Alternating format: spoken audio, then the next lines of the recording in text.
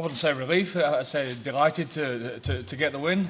I thought we thoroughly deserved the win, although I thought Scotland were great. I thought it was a good test match. I thought it was a tough old test match.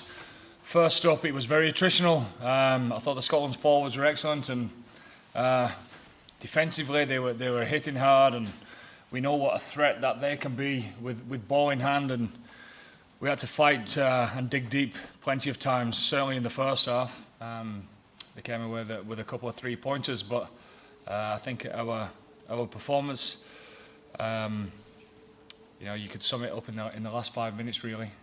We asked the lads all week to make sure that they stand for something, and I think you could easily see the true grit that, especially some of those type 5 boys, that had to dig deep. We had a couple of injuries nice and early. That makes it a little bit tricky as far as your substitutes are concerned. Some people were staying on there probably a lot longer than they have done in the past, but they was leading the way in those last 5 minutes, and I thought it was outstanding. On those injuries, Caelan Doris, I know he was able to walk off, but what's the story? Yeah, he's up there. He's up and talking. He's there with his family now in the changing room. They've just presented a cap to him, and he's in fine spirits. It's unfortunate for him, wasn't it? It was just an accident head on head, and he had a great steal early doors. We was looking forward to it. That's probably his type of game as well. With plenty of yards to be ground out in the middle of the field. But it's just unfortunate for him. But he'll lick his wounds and he'll be back. And in the half-time substitution, was Gary Ringrose injured?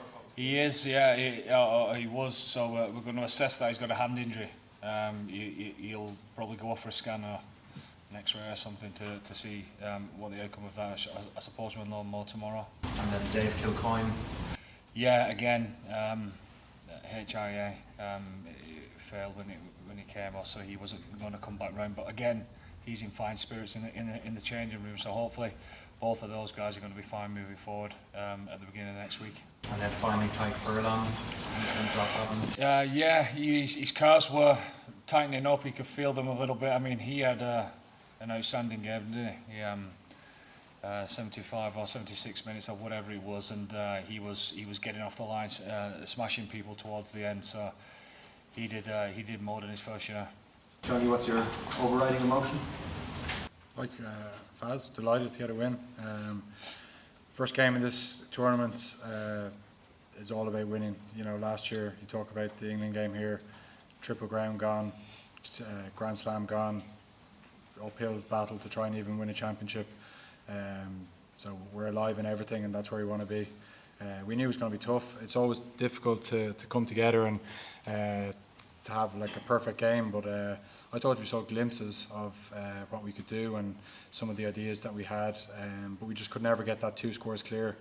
We had chances to do it, and if you can go 2 scores clear, it allows you to really open up and really try and get that next score. But when it's 4 points, 7 points, it's an arm wrestling. You just got to keep trying to play in the right area. So not how we wanted the second half to go, but lots of lessons in there for us to learn and get better from. You spend that much time in your own 22 defending, come up, I think it was 5 breakdown turnovers. You must be very proud of you by the players defending and show character in those moments. Yeah, unbelievable.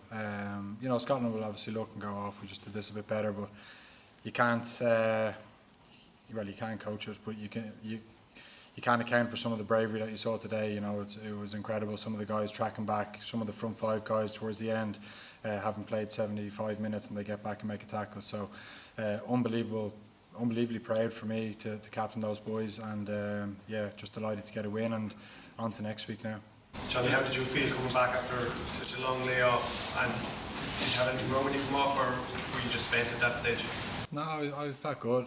Obviously rusty, you know what I mean? It's tough when you're in a brace for 3 weeks. You can't do anything, and then I worked my socks off for 3 weeks to try and get fit for Portugal last week, and I was able to play a full part in training, and it was really just I didn't train that well at the start of or the end of last week, started this week, but it was good because the way we trained was preparing for the game, and threw away a few mistakes. I made a couple today, but look, it's not about me, it's about the team, and all I care about is winning, and if I can help with that, then that's my job as a 10, and I'm happy we won.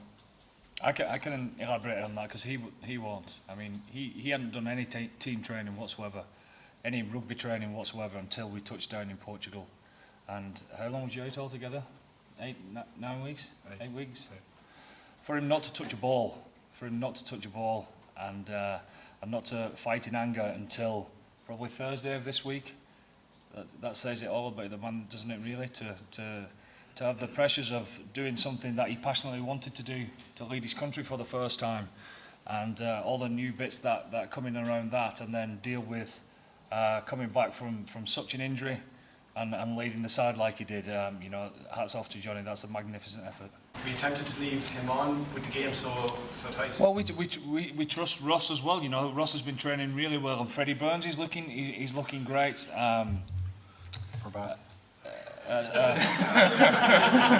He's going to be Irish qualified. Yeah. I've actually called him Freddie. He trains well. It doesn't go down too well, but anyway. Yeah, he's looking really good, Billy, Freddie's brother.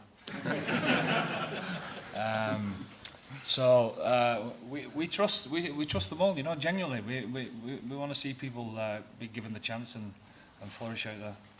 What's your next Stuart Hogg mistake? He was great for us, wasn't he? But I'm sure Hoggy would be disappointed. But you know, you can analyse every single mistake. You can analyse every single refereeing decision. You can say that was unfair against us or whatever. But at the end of the day, it's a game of rugby. These things all happen, and we had our chances. They had theirs. But I thought throughout we deserved to win the game.